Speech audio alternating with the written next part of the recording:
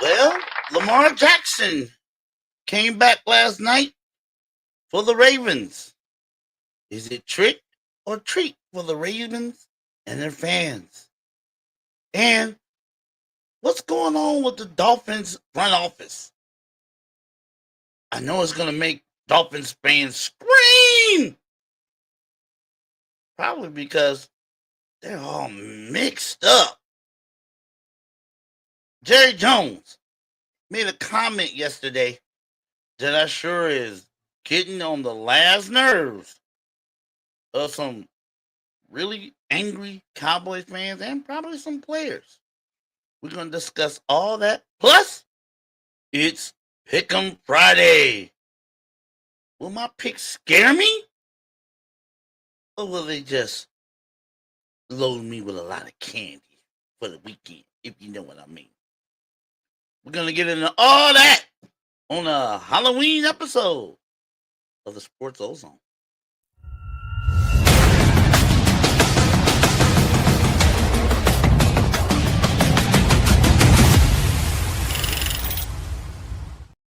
Happy Halloween, everybody. Hope you have a safe and fun night tonight. Kids, go ahead and let them get that candy, but be safe. Everybody, it's all about coming home and being safe tonight on the spooky night. Big O with the big mouth here in the Total Sports Zone. And let's get right into it. Last night, Lamar Jackson made his return after sitting out for the last 3 weeks. And the Ravens, I think they picked up where they left off when Lamar got hurt.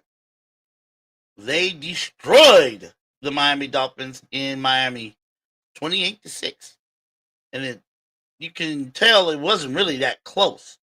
The score, it wasn't even closer than the score indicated. The Ravens, Lamar Jackson, he looked a little rusty, especially early. But as the game progressed, Lamar was Lamar. And he finished with a decent stat line. And you cannot complain with this stat line if you're a Ravens fan after seeing your head quarterback be out for the last 3 weeks with a hamstring problem. He was 18 for 23, very efficient, 78.3%, 204 yards, 4 touchdowns, no interceptions. He was only sacked twice with a QB rating of 143.2. Now, after sitting out almost a month, you cannot ask for more from number 8. He looked good, especially from the second quarter on. He was Lamar. He was making plays. He was keeping plays open with his legs, and the Ravens looked more efficient as the game, especially in the second half. The game just opened up. Seemed like the game opened up for him, for Derrick Henry, for Mark Andrews, who caught 2 touchdown passes, for everybody. Everybody. It looked like the Ravens that they have been for the last couple of years. So, my question is, with Lamar Jackson back, is the Ravens on the right track now to being a Super Bowl contender? Now, I know they played the Dolphins, and the Dolphins helped the Ravens out immensely last night with all kinds of penalties and turnovers. They just looked a mess. So, you really can't gauge the Ravens' defense, even though they created 3 turnovers. I really can't gauge the Ravens' defensive effort as last night, even though the last 2 weeks their defense has looked way better. They allowed only 16 points to the Bears, allowed only 6 points last night to the Dolphins. So last 2 games they've only given up a total of 22 points. So you can say that the Ravens defense is improving. But can I really say that their defense is on track to helping the Ravens become that Super Bowl contender? A lot of people were saying they would be at the beginning of the season. I don't know.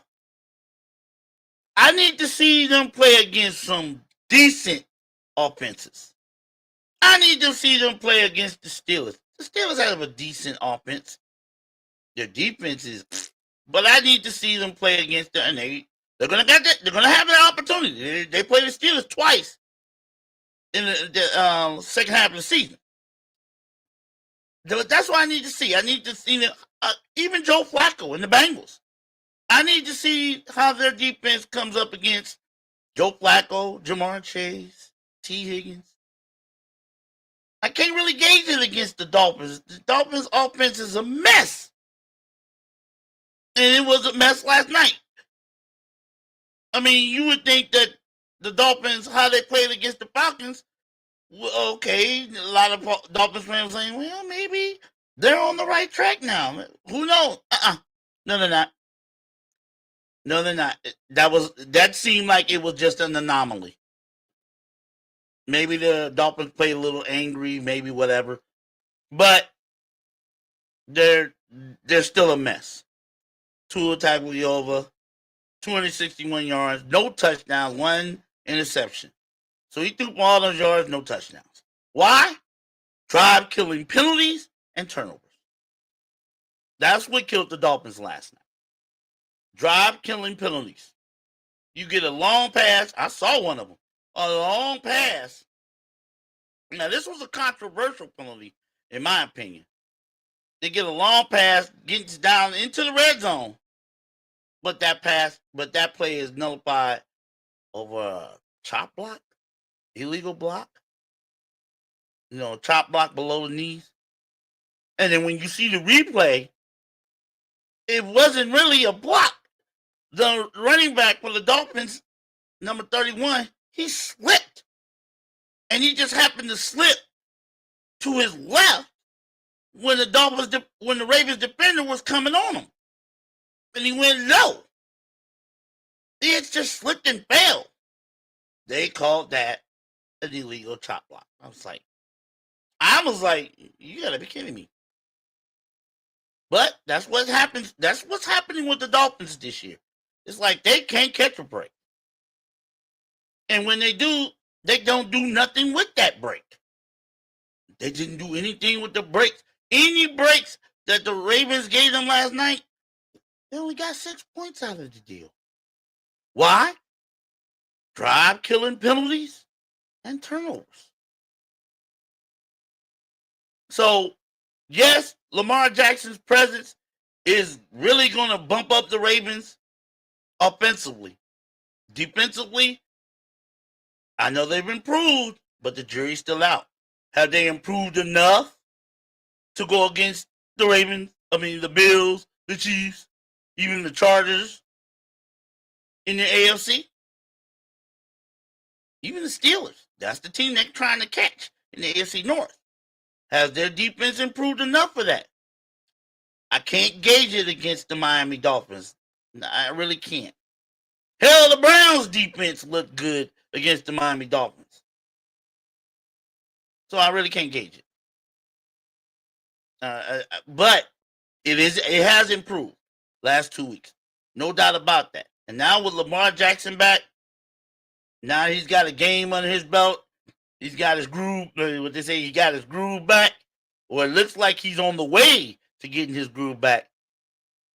Ravens might be on the way to doing something. I don't know. But it looks like it. It looks like it. After their performance last night, you got to watch out. You might want to if you're in the AFC, the Steelers and the Colts and the Chiefs, Bills, all Chargers, all of them, you might want to keep one little eye cocked sideways to the Ravens. Because I believe their season is not dead yet. Lamar Jackson is an MVP type player. So their season is not dead yet. And Derrick Henry, all I would say about Derrick Henry is you just need to hang on to the ball. He had 119 yards last night on 18 carries. All he needs to do is just hang on to the ball. Get rid of that case of the yips. He does that. Lamar stays healthy. Ravens will be right where they need to be. I believe that. As much as I hate to say it, I believe that will be the case. As for the Dolphins, there was a, I don't know if anybody knows it, but there's some breaking news this morning. Some breaking news happened this morning because I was watching it on ESPN, and the breaking news was that the Miami Dolphins and their general manager, Chris Grier, have parted ways. I was like, they fired the general manager, but not the head coach? Shouldn't Mike McDaniel be on the way out the door too? I mean, that's how I usually see it when if the general manager goes, the head coach got to go too. I mean, they're in tandem with this. General manager built the roster, head coach coaches the roster. If it ain't working, why the head coach still here? The general manager gone, but the head coach, Mike McDaniel, is still here? And sources saying, according to Adam Schefter of ESPN, sources are saying that Mike McDaniel will be the head coach of the Miami Dolphins for the rest of the season. Huh? But why the hell you fire the general manager? You might as well let both of them go down with the ship at the same time. Either let it slowly under the water until the boat claw completely under the water, or just torpedo that damn thing right now and send them both packing. I didn't understand that. Because usually when a head coach gets fired,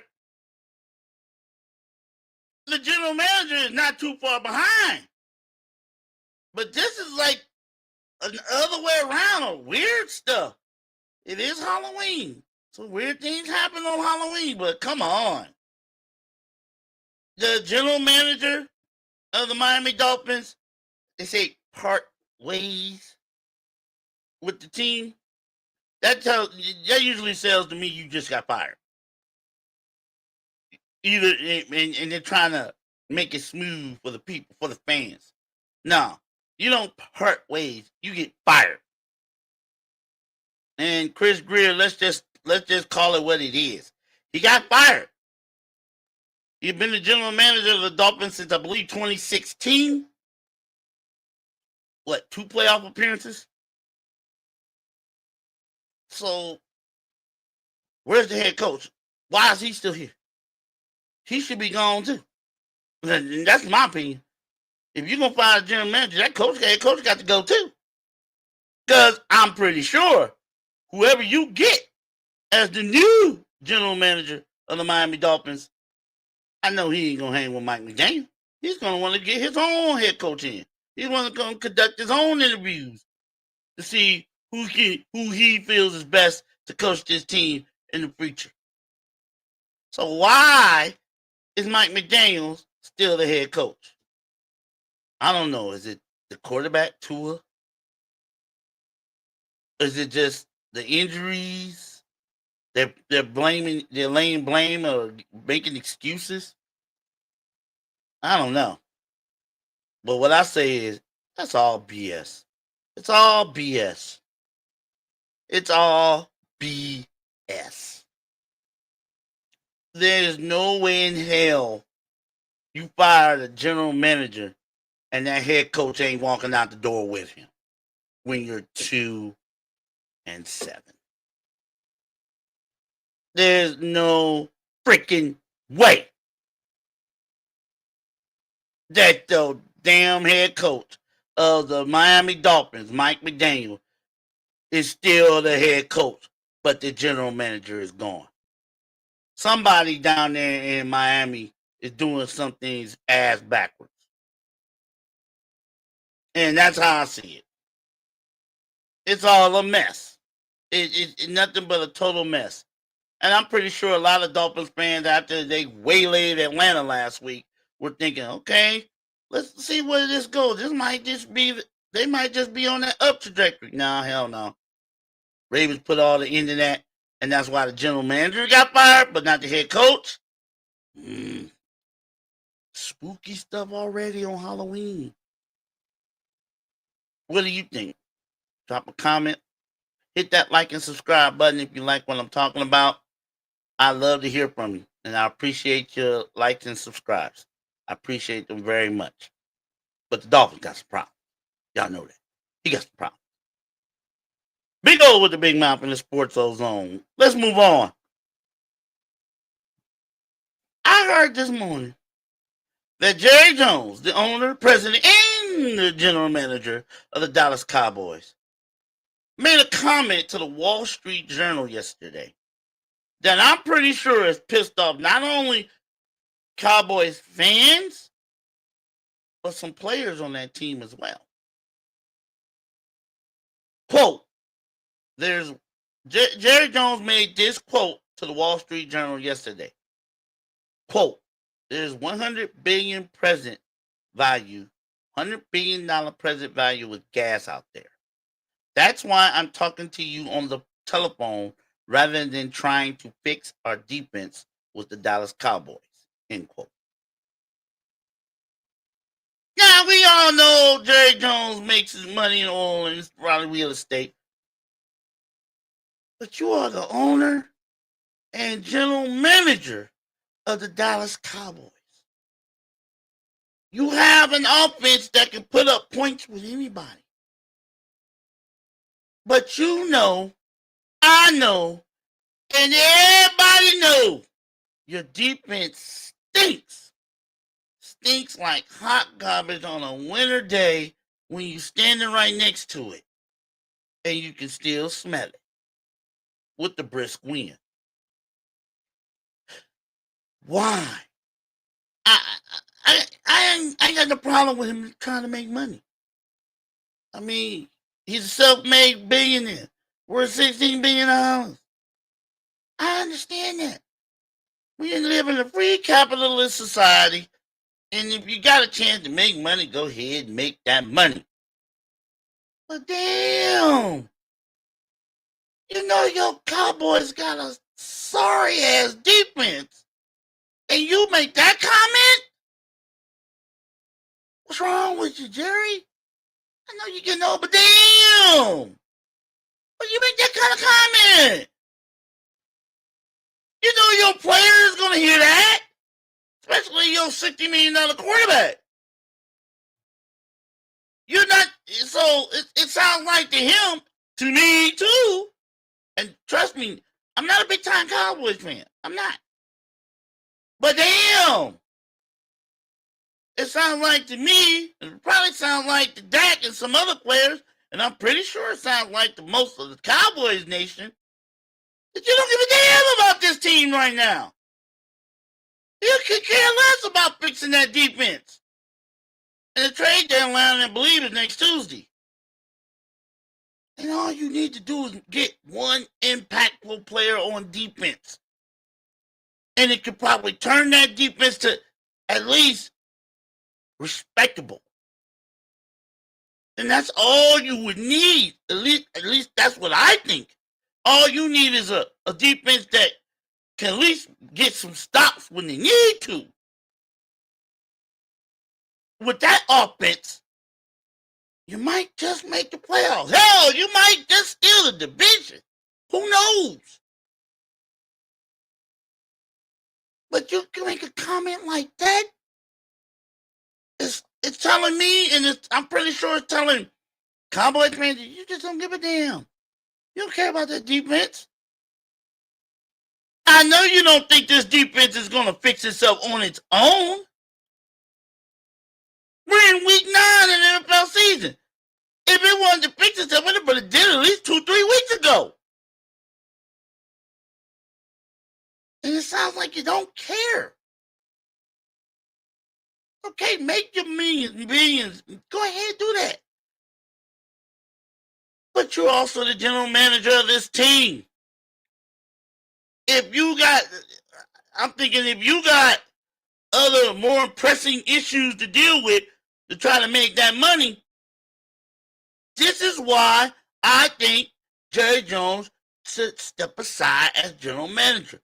Let somebody else handle that business.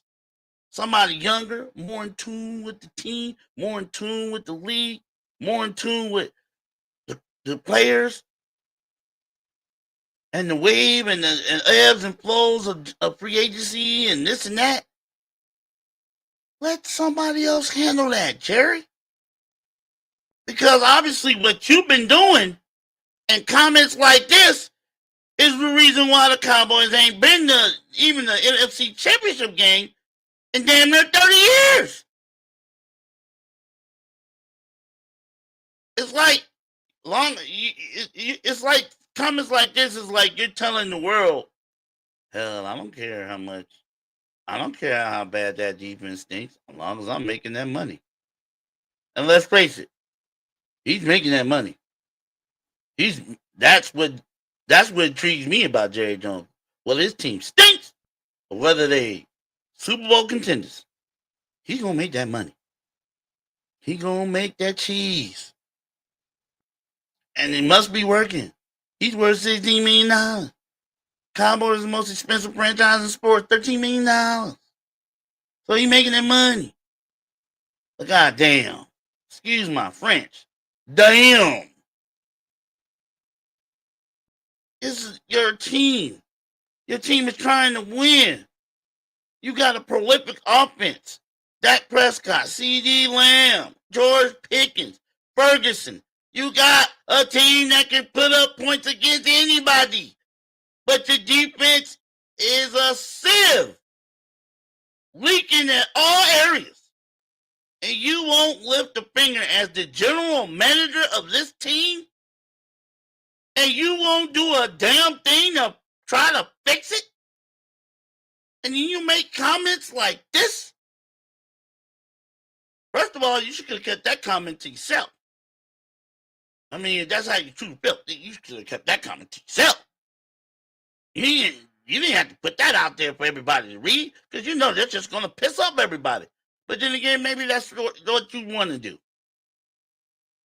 Because even when you know the defense stinks and you know the Cowboys may not make the playoffs, you'll do and say anything to keep them relevant in the news. And he's done that. He's the master at doing that. Even when the Cowboys have stunk over the last 30 years, he keeps them relevant. You couldn't do that with the Browns. You couldn't do that with the Jaguars. You couldn't do that with the Arizona Cardinals. They stink. They stink. Who cares? Everybody knows they stink. But most expensive franchise in sports, they stink. They still going to be relevant. Jerry Jones going to say something or do something to keep this team relevant, even when they stink on the field. And I ain't saying the Cowboys stink on the field, even though they're 3-4-1. But it's the 3-4-1. It ain't the offense's fault.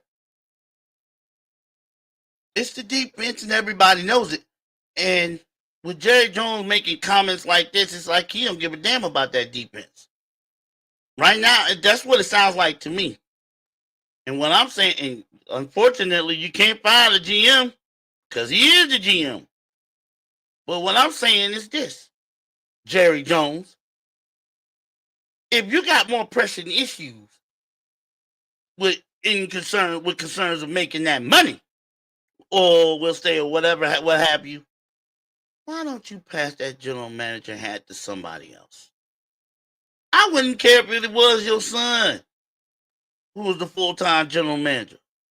I wouldn't care, as long as it ain't you. You can go and make that money, sign them checks, do whatever. But let somebody else handle the business of trying to get this roster to a winning type, both offense and defense. That's all I'm saying. I mean, I know he's getting old and all this and that, but I think it's time. I think it's been past time. I've said this to other fans. I've said this to everybody who listens. If Jerry Jones was just a general manager, not the owner, not the president, if he was just a general manager, his happy ass would have been fired about 10, 15 years ago, and you know it. And everybody who's watching and listening to this knows it. If he was the general manager, just the general manager of the Dallas Cowboys, his ass would have been gone 10, 15 years ago. And we all know it. But can't fire yourself. At least his ego won't allow that. So I guess, what do you do as a Cowboys fan? What do you do as a Cowboys player? How do you accept this? How do you interpret this? How do you put this in its right perspective? I wish I knew. Another Halloween spooky situation. How do you fix this? How do you wrap your brain around the fact that your owner and general manager sounds like he don't give a damn about fixing the one part of this team that needs fixing bad? What do you think? Can the Cowboys come rebound from that? Will Jerry Jones actually do something to fix this defense? And all he needs to get is one impact player. He has cap space. He has draft capital. One impact player on defense would fix this defense. And maybe, just maybe, make the Dallas Cowboys into a true playoff contender. But with quotes like that, I don't know if he's really worried about all that right now. What do you think? Hit me up with a comment and let me know, what do you think about that? Big O with the big mouth in the Total Sports O Zone. Now, it's Pick'em Friday.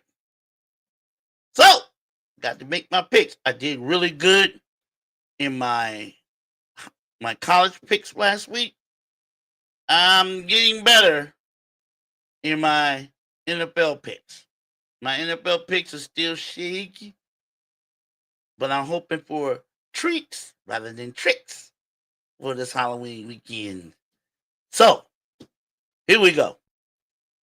We're going to start with college football. As usual, I pick against the spread according to the odds from this morning from a certain sports book that I will not name. But I'm going with using the odds and the over-unders from this morning, as of this morning, to make my picks. I will pick from 5 games, the games I believe are the most intriguing for this weekend. Now, first game we're going to pick is number 9, Vanderbilt, going on the road against number 20, Texas.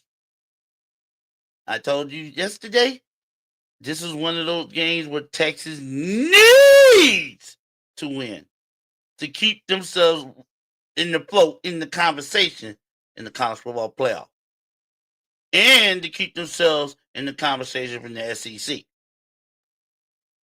They need this game. This game will put them right back in the mix if they can get this win in there this weekend, because they're playing the number 9 team in the country at home. It's going to be on national TV. But the question is, will Arch Manning be able to play?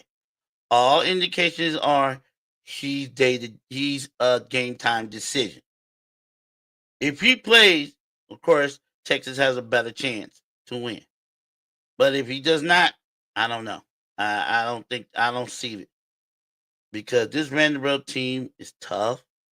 They can play any way you want to play. If you want to play that 3 yards in a cloud of dust game, we can do that. If you want to play, let's air it out and give the fans an air show, they can do that. Diego Pavia is a legitimate Heisman Trophy contender. He didn't have the greatest game last week, but then again, he didn't need to. He didn't turn over the ball, and he made the plays he needed to make to beat Missouri. But this is going to be even tougher test because going on the road in Austin is not going to be easy. Right now, you got Texas favored by 2.5 with over under 46.5. I am going to go with the home team on this one. I believe Texas. I'm hoping Arch Manning plays. And if he plays, I believe Texas, because they're desperate. They cannot afford to lose another game. They cannot. And I believe they know it. I believe Steve Sarkisian is going to drill this in their heads and get them motivated with or without Arch Manning. But with Arch Manning, I believe they'll win this game without a problem. I truly believe that. But without Arch Manning, I still think they'll pull it out, but it might be closer than one might want to think if you're a Longhorns fan. I still think Texas will pull this game out. They came back from way back against Mississippi State. I mean, they were down 21 points in the third, fourth quarter. They came back and won that one. And that was on the road with them damn cowbells. So it's not out the realm of possibility that they might be mild hitting their stride. I'm gonna hope that's the case. Give me Texas minus 2.5. And I'm gonna go over on the over under 46.5. I believe this is gonna be a show. I truly believe this is gonna be a show. So tune in. That game is scheduled for noon Eastern. Next. Now, y'all probably going to wonder, why am I picking this game? Because I'm a Buckeyes fan. That's why I'm picking. Penn State going to number 1, Ohio State. Ohio State's favored by 18.5 with over under 44.5. Now, normally this would be, I would think this sucker pick. Penn State always plays Ohio State close, whether they're having a good year or a bad year. And right now, let's face it, we all know Penn State is not having the greatest of years. They've lost 4 in a row, I believe. James Franklin's gone. And their starting quarterback is out. Aller is out for the season. So they're having a pretty rough year. Ohio State just humming along. Number 1 team. Best defense in the country. Julian Sands right there in the Heisman Trophy mix. 2 great receivers. Carnell Tate, Jeremiah Smith. They're just humming along, doing what they do. Win games and move on to the next. But this spread gets me. This spread of 18.5 worries me. I am tempted to take the Buckeyes and the 18.5. I'm tempted. Because Ohio State has beaten everybody except Texas by double digits. They've beaten everybody by 2 or more scores except Texas. Do I really think Ohio State is going to blow Penn State out the water? I mean, I'm pretty sure they're not going to be making excuses or apologizing because Penn State is having a bad year. And that's not the Ohio State's makeup. They out there, you in the way, move out the way. Next. That's how they play. And like I said before, if the game is over, if the game is 2 scores or more in Ohio State's favor by halftime, game's over. Ain't coming that way. But can Penn State muster up any amount of offense to hang with the Buckeyes? And Jim Knowles, the defensive coordinator of Penn State, who was the defensive coordinator of Ohio State last year, took the money and ran. Can he slow down a team that he knows? Can he slow them down? He can't slow down Northwestern. He couldn't slow down Northwestern. What makes you think you couldn't slow down Northwestern at home? What makes you think you slowing down the Buckeyes in Columbus? Just what? Because you think you know them? So like I said, I'm tempted to go with the Buckeyes and giving them the 18.5 points. And my temptation says, hell yeah. I'll take the Buckeyes and I'll give them 25 points. I'll give them 25 points. We start this game in the third quarter. Buckeyes will win. That's how confident I am in the Ohio State Buckeyes. Give me the Buckeyes, give them the 18.5, and I'll take the over. I'll take the over at 44.5. I even think I'm even going to be nice and say Penn State will score 2 touchdowns. I'm going to be nice. They're going to score 2 touchdowns, which is the most, which would be tied for the most touchdowns any team has scored on Ohio State in one game. It'd be tied with Illinois. They're still going to lose by at least 3 scores. Buckeyes minus 18.5. Over under, I'll take the over. That game is set for noon tomorrow, Eastern time. Number 3, my number 3 matchup for this weekend is going to be SMU at home against Miami, the Hurricanes, Miami. Miami is favored by 10.5. This game is in Dallas. So this is the first time Miami of Florida is playing outside of the state of Florida all season long. Their first true road game of the season. SMU, they know they can't afford to lose another game if they want to stay relevant in the ACC. I think their chances for the college football playoff are long since gone. But if they want to stay even within striking distance of the ACC, of trying to get to Charlotte in the ACC championship game, this is a game they need. And they got them at home. Number 10 team in the country. They got them at home. SMU has enough offense to hang with the Miami Hurricanes. I don't think they have enough defense to stop them. And if Carson Beck can hang on, take care of the ball, we know he had that anomaly against Louisville, throwing 4 interceptions. But if he can take care of the ball and get it to his playmakers, I believe they'll have enough offense to take out SMU in Dallas. However, I think this is going to be a very close game. So, I'm going to take Miami to win the game. However, I will take SMU to cover the 10.5. So, give me the SMU to cover. I'll take Miami to win the game, but I think SMU will cover the 10.5 point spread. Over under is 50.5. I will take the under on this one. So, my pick for that one, SMU to cover, Miami to win. SMU will cover the 10.5. That game is scheduled also for noon. Now, we got Georgia and Florida in what used to be called the world's largest outdoor cocktail party.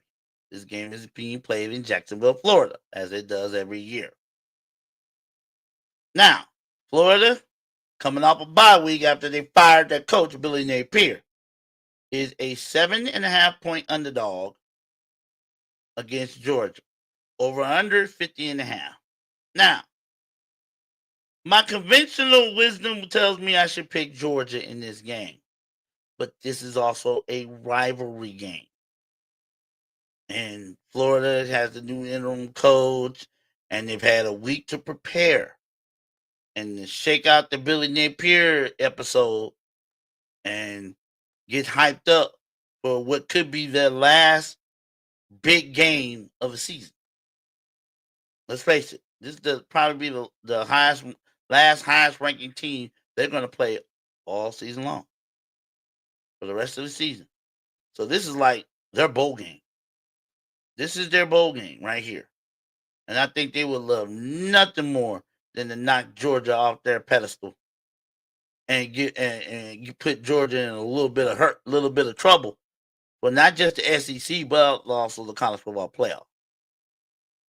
Georgia's also already lost the game to Alabama. They can't, so they're not really in real danger as far as the college football playoff. But if they want to win the SEC, go to the SEC championship game, they need this game too. So this is a tough game to pick. I mean, you throw the records out on this. This, like I said, rivalry games, you throw the records out. Records don't mean nothing. They mean absolutely nothing to this. But I'm going to take Georgia. It's just, Georgia is that team. They talked about it on the radio. I listened to College Campus on Sirius XM, and they talked about Georgia. Georgia is that team that they just hang around and hang around. You got them down, but they hang around and they hang around and they hang around and they keep hanging around. And next thing you know, you look up, they winning. Next thing you know, you look up again, they done won. And you're like, how the hell they do that? That's Georgia this year. They just hang around and hang around and hang around and hang around. I'll say it one more time. And hang around. And next thing you know, they done pulled out the win. And you wonder, how in the hell did they do that? That's Georgia this year. And I believe Florida, they're going to come out hype. You know, they're going to come out hype. You want vigor and vitality. Yes. And they're going to let Georgia hang around. Hang around. And next thing you know, Georgia wins the game. I'll take Georgia minus the 7.5. Over under is 50. I'm going to go under. I don't think there's going to be a lot of explosive fireworks in this game. So I'll take the under on the 50.5. But I'll take Georgia and I'll lay the 7.5. Last game on the 5. Oklahoma on the road against Tennessee. If you listened to my podcast yesterday, I also said this Tennessee was another one of those teams that needed to win this game. That ain't changed. Oklahoma ranked 18th. Tennessee ranked 14th. Both these teams need to win, but Tennessee needs it bad. They already got 2 L's. They cannot afford to get a third L in the SEC. They get a third L, forget the college football playoff, forget the SEC. They will be going to one of those, thank you for playing, here's your constellation gift bowl. Like they lost on a game show or something. Tennessee needs this game. They got them at home. Going to be a large crowd. Night game. They're going to be pretty sure that crowd going to be jacked up. 102, 103,000 people in a night game at Neyland Stadium. Tennessee needs to go all out to get this win. Again, can't afford. They have no more margin for error. Oklahoma, they can afford to lose another game and they'll still be in the mix. But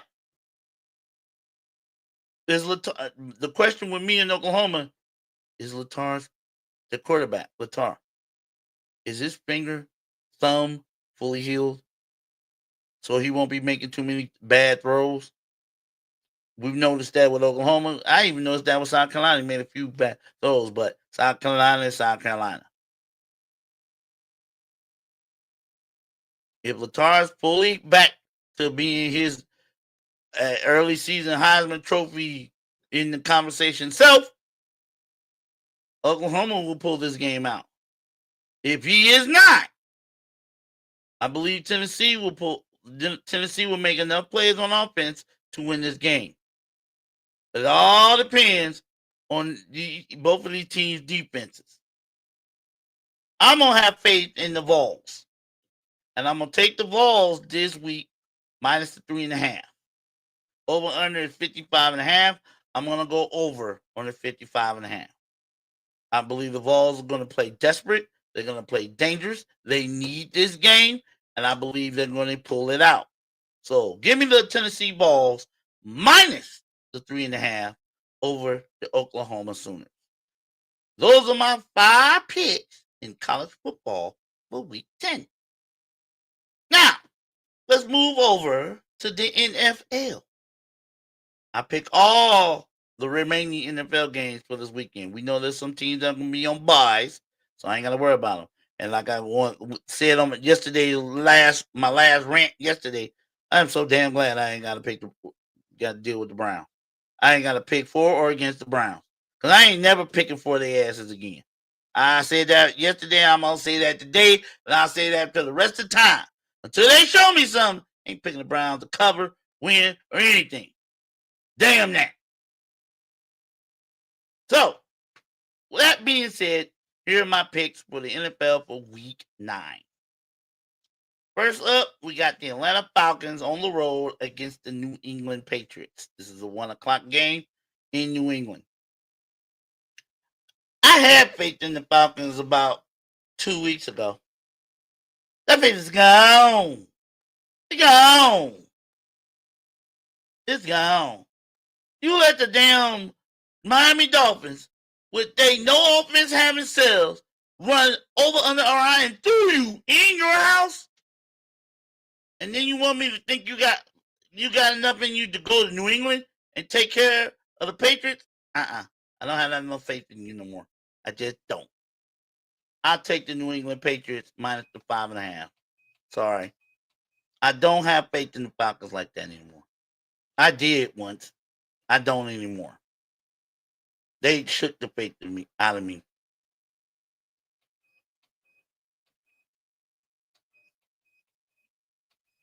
They shook that faith out of me. They did. After that debacle at home against the Dolphins, they shook that faith. So I can't. I cannot, in all honestly, go with the Falcons on the road. They're okay at home. They're pitiful on the road. We've seen that. I'll take the New England Patriots. And Drake May is just—he's having an outstanding season. He really is. I mean, he keeps rolling the way he's rolling. You could put him up in the MVP conversation if they keep rolling the way they're rolling. He's got New England Patriots in first place in the AFC East. I don't think anybody saw that coming. And he's looking spectacular. He's making all kind of plays. And he's taking care of the ball. He's taking too many sacks. That's his problem. That's the only problem I do have with Drake May and the way the offense running. He's taking way too many sacks. That's the product of him holding on to the ball too long. But when he gets when he's on the flow, he is damn good. And he is really damn good. But when you got Stephon Diggs to throw the ball to, you're going to be damn good. You should be. And Drake May showing that. So I'm going to take the Patriots minus the 5.5 at home against the Falcons. I'm sorry, Atlanta. Y'all shook my faith. It's gone. You get blown out by the Dolphins at home. I ain't got no faith in you to go on New England. I just don't have that faith no more. It's gone. It's gone. Sorry. Over under is 44.5. I'm going to take the under on this one. I think the Falcons will probably score a touchdown, maybe 10 points, and that's it. So, New England minus the 5.5. That is a 1 o'clock game again. Next, we have the Carolina Panthers at home on the road against the Green Bay Packers. This is a no-brainer. To me, it's a no-brainer. I know the spread is 13.5, but Green Bay just spanked Pittsburgh in Pittsburgh. And not too many teams from the NFC come over and do that. Not too often. Green Bay's on the roll. Jordan Love, you got to give it up to him. I didn't think he could withstand that pressure playing in Pittsburgh, but he held up great and had a great game. Now he's at home, probably chilly weather, against the Carolina Panthers, who, let's face it, they can beat weak teams. Carolina Panthers is one of those teams. They can beat weak teams, teams that are superior to them. But the top tier teams in the AFC and the NFC, they have problems with. And I know Bryce Young didn't play. They had Andy Dalton. I don't know if he's going to be available. Bryce Young's going to be available this week or not. It doesn't matter. Give me the Packers, and I'll lay the 13.5. Over under with a 43.5. I'm going to go over on this one. I think it's going to be a nice little scoring fest between these two teams. But I also think Michael Parsons is going to probably get 3 sacks. At least. He's going to get 3. I'm put me down for 3. I think he'll get 3 sacks in this one. So I'll take the Packers minus 13.5. That is a 1:00 game. Next, Denver Broncos on the road against the Houston Texans. Now, as good, this is one of them lines that had me like, huh? As good as Denver Broncos have been playing, they're an underdog by 1.5 on the road against Houston. Did the odds makers have they seen the Broncos play? Do they know the Broncos have one of the better defenses in the NFL? That front line, that defensive front line of the Broncos is a beast. That Botilino, whatever his name is, he ain't no joke. He's not a joke. You got to account for him every play. And the secondary, hey, they might give up one big player there, but other than that, they'll lock you down. But with that pass rush that the Broncos have, CJ Stroud might be in for a rough day. No, this one I gotta go with Denver, and I'll take the 1.5. Yeah, I know Bo Nix he's steadily, he's not all that, but he makes enough plays. Plus, they have a great running game, and they make enough plays on offense. As long as Bo Nix takes care of the ball, I believe they'll beat the Texans rather easily in Houston. That's my belief, because they have a great defense. They do. So give me the Broncos plus the 1.5. I'll take the 1.5. I won't even need it. I'll take it though. Broncos plus the 1.5. I'll take the under on the over-under of 48.5. That game's at 1:00 Eastern as well. Another 1:00 game. We got the LA Chargers going to Nashville to visit the Tennessee Titans. We got the Chargers favored by 9.5 with an over-under of 43.5. This is too easy. The Titans is just awful. I mean, they awful on both sides of the ball. And I feel bad for Cam Moore. He walked into a mess. He just walked right headlong into what I think is a complete and utter mess. It's a mess. Fired the coach. They can't generate no points. They can't stop nobody. It's a mess in Nashville. And now you got the Chargers, Justin Herbert, and the game. It's gonna be too easy. Give me the Chargers in the 9.5. You can have the 9.5. They're gonna need it. I don't think they're gonna need the 9.5 just to be able to say they score points. Titans are just that awful. Over under is 43.5. I'll take the under. I don't think the Titans are gonna score that many points, even though they're home. I just don't see that happening. Again, Chargers, and I'll lay the 9.5. They need it more than the Chargers do. That's a 1:00 game. Next, Chicago Bears heading to Cincinnati to take on the Bungles. Yes, I call them the Bungles. Bears favored by 2.5 with over under 50.5. Joe Flacco, I told you. I told y'all. I told you. All he needed was to go somewhere where he has receivers to throw the ball to. And that's what he got. The dumbass Browns traded him to Cincinnati, where they have 2 all-pro receivers in Lamar Chase and T. Higgins.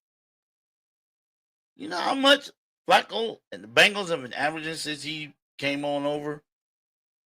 Just under 30 points a game. Just around 30, 31 points a game. Since he was traded to the Bengals. I told y'all that's all they needed. Somebody to throw him the ball. And that's all Flacco needed. Somebody to throw the ball to.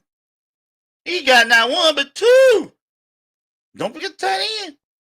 But he got 2 all-pro receivers to throw the ball to. And he been getting in the ball. And they been scoring points. Oh, no, they spit the bit against the New York Jets. But that's defense fault.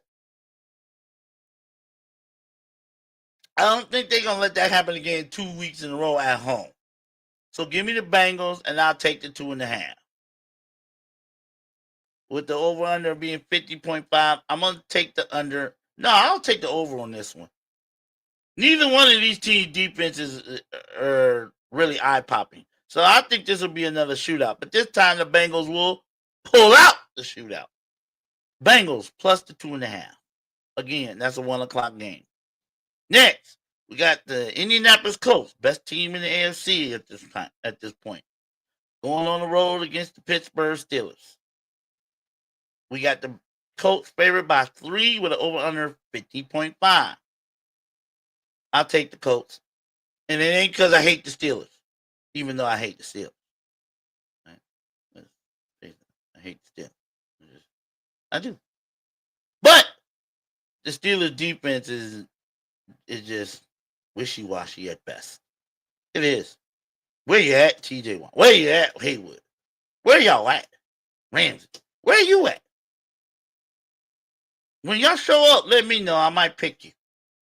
You know, I'm biased when it comes to my pick. Even though I hate the Steelers with a passion that is beyond realms that you would believe. When it comes to this is my show, and I'm biased. I have no favorites when it comes to this show. But when y'all show up, Pittsburgh defense, let me know. Until then, I'll take the Colts minus the 3, and I'll go under on the over-under 50.5. Let me know when you show up, Steelers defense. I'll pick you. And when you show up. That's a 1 o'clock game Eastern. Next, San Francisco on the road against the New York Giants.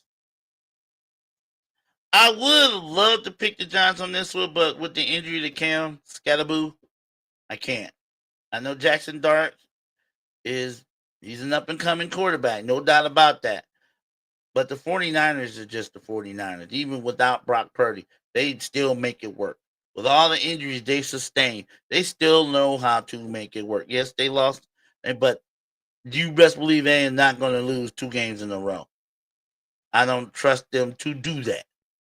So I'll give me the San Francisco 49ers minus the 2.5 with over under 48.5. I'll take the under. This was a 1 o'clock game on Sunday. Next, we got an NFC North division matchup. The Minnesota Vikings going to the Detroit Lions. Detroit favored by 8.5 with over under 40.5. There's no way I could not pick the Detroit Lions, especially at home. There's no way I could not pick them. I don't care what the spread is. At home, they're just a well-oiled machine on offense. Well-oiled. I've said it many times in many of my other shows. The Detroit Lions have an offense where they can say, how you want to lose? Tell the other team, how do you want to lose today? Do you want us to run the ball down your throat? Do you want us to throw it all over your head? How do you want us to beat you today? That's the kind of offense Detroit has. And with that offense and Minnesota struggling on offense, when J.J. McCarthy, if he comes back, will he save them? I don't know. He ain't going to save them this week, no matter who the quarterback. Give me the Lions minus the 8.5. With the over under 48.5, I'm going to take the over on this one. 1 o'clock game. Next, now we're getting to the 4 o'clock games. There's the New Orleans Saints heading to LA to take on the LA Rams. I don't even know why I'm picking this one, but I'm going to pick this one quick. Rams, give them the 14.5. New Orleans Saints is the worst team in the league. Period. That's all we need to know. Worst team in the league. Can't score, can't defend. Worst team in the league. Take the Rams, 14.5. With an over on 43.5, I'll take the under. I don't think the Saints are going to score too many points in this game. That's a 4 o'clock kickoff. Next, Jacksonville against the Las Vegas Raiders. We just heard this morning that Travis Hunter will be sitting out for a minimum of 4 games as he goes on IR with a knee injury that he suffered in practice. That pulls me back to thinking, I mean, these are not two not so great teams going at it. I was going to pick the Jaguars, but when I just heard this news with Travis Hunter, I got to go with the Raiders. Simply because they're at home. Give me the Raiders plus the 2.5.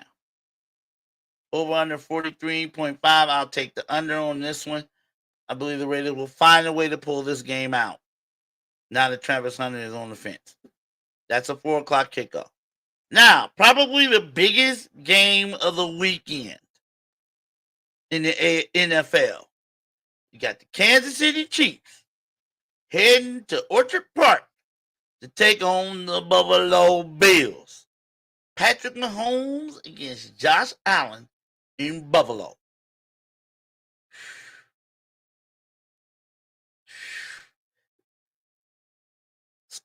Sportsline got the Chiefs favored by 1.5 with an over under 52.5.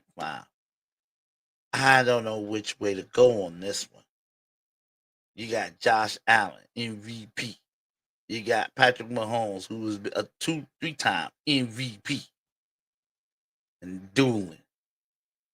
Both teams think they got the full complement on offense. Both their defenses. Which quarterback's going to come out on top on this?